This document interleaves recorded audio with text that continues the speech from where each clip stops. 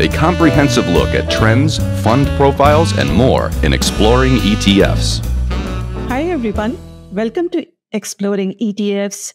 I'm Neena Mishra, and today we are talking about aerospace and defense ETFs, which are surging as the conflict in the Middle East has quickly escalated, with the US striking nuclear sites in Iran over the weekend. And Iran has vowed to retaliate. So we are all closely watching these developments. And in addition to conflicts in the Middle East region and Ukraine, the Russia Ukraine war, which has been going on, tensions between India and Pakistan, and threats of a Chinese attack on Taiwan continue to intensify. So these rising geopolitical tensions have led to increased defense spending worldwide. And defense spending in the US, it remains one of the very few areas which have strong bipartisan support. And in fact, President Trump has proposed a $1 trillion national defense budget for fiscal year 2026, which is up 13% from the previous fiscal year. And key priorities in this budget include the Iron Dome missile defense system, shipbuilding, nuclear modernization, and also pay raises for military personnel. So obviously, defense stocks have done quite well this year, and European defense stocks and ETFs that hold those European defense stocks, they had been rising since the start of the Russia-Ukraine war, and they have soared in 2025 because many European nations are ramping up military spending, partly due to pressure from President Trump to increase their spending. And while some of that increased spending will benefit US defense contractors, most of this spending will go to European firms. They'll be major beneficiaries, obviously. Those stocks have done quite well.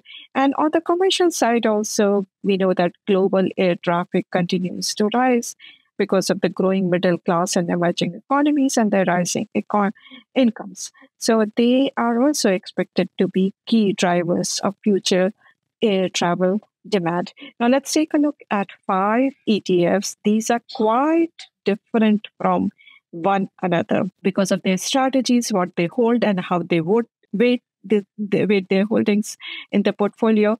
So that is why their performance is also quite different.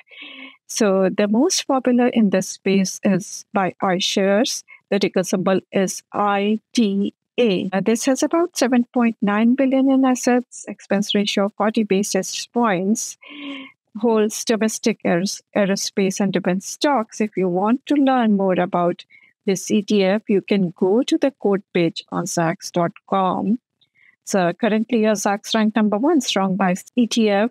You can read our research report articles, and then using the link, you can go to iShares webpage for this ETF. You can look at the strategy and also the holdings.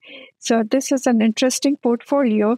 You will see that jet engines maker GE Aerospace, this accounts for more than 20% of the portfolio. And then RTX, which was earlier known as Raytheon Technology, that gets about 15%, more than 15% weight. And the top 3 holdings, they account for 45% of the portfolio. So obviously, this ETF's performance is going to be driven by these 3 holdings. And GE Aerospace has done quite well this year, 44% return year to date. RTX has done also quite well. So that is why this ETF is up more than 23% year to date. Now let's take a look at the second ETF. This is by Invesco. The ticker symbol is PPA. Slightly more expensive, 57 basis points expense ratio. has 5.5 billion in assets. So this has a slightly broader definition of aerospace and defense. So it holds homeland security companies as well. Again, let's go to the web page, Invesco web page for this ETF using the link on Zacks.com. And if you look at the portfolio, you will see that GE, Boeing, RTX, the same top holdings, but different rates. And then you see some companies like Exxon Enterprise, because as I mentioned, this holds homeland security companies as well. The third ETF that I'm highlighting, this is equally weighted, and this is also the lowest cost product in this space with an expense ratio of 35 basis points, 3.8 billion in assets. The ticker symbol is XA by State Street. And let's go to the web page for this ETF. And since this equally weights its holdings, you will see that all these companies, they will be brought back to equal weights at the time of rebalancing of the portfolio, quarterly rebalancing of the portfolio. So if you prefer your ETF not to be top heavy, and if you do not want performance to be determined by just a handful of stocks, then this is the ETF worth a look. Then Global X offers a fund, Shields SHLD, which holds defense technology companies. So we look at the holdings, how they are different. This has 2.7 billion assets and 50 basis points expense ratio. Let's take a look at this ETF. So defense technology sectors, according to Global X, they include some industrial companies, some cybersecurity companies, AI, and drone system.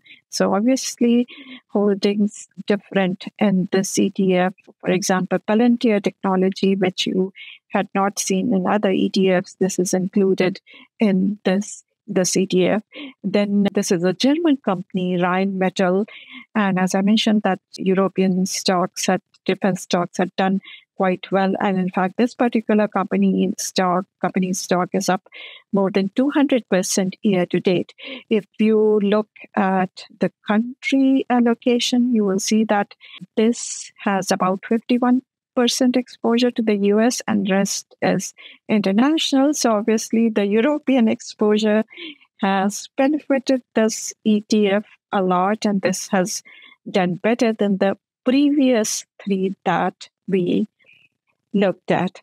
But the best performing ETF in this space is also the newest and the smallest because it is quite new. But this is the best performing fund because this holds European aerospace and defense stocks.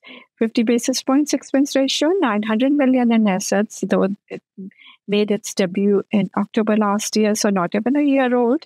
And most of these funds, most of these assets, they have come this year. Here is the ETF. So it holds European aerospace and defense technology, a very concentrated portfolio of just 13 stocks. And these are the holdings in this ETF. Airbus, and many other companies, Rolls-Royce as well. Rheinmetall, as I mentioned, one of the top performing stocks. So these are the top holdings in the ETF. You can read more about the ETF. They have a lot of research materials. Now, on the next slide, final slide, I have the comparative performance of these ETFs versus the S&P 500 index. So the European ETF EUAD, that has surged 65% this year. The Global X ETF Shield, that is up about 55%, and that is because of performance of companies like Palantir and also its exposure to other international markets, international defense companies, in addition to US defense companies. And we looked at ITA's performance, that is up a little less than 25%. The other two are up between 18 to 20% year to date, whereas the S&P 500 index After all the gyrations, it's up about 2% year to date. Thanks for watching. Make sure to check out zacks.com/promo for an interesting offer. Make sure to subscribe to our YouTube video channel so that you do not miss anything. And I'll see you next week.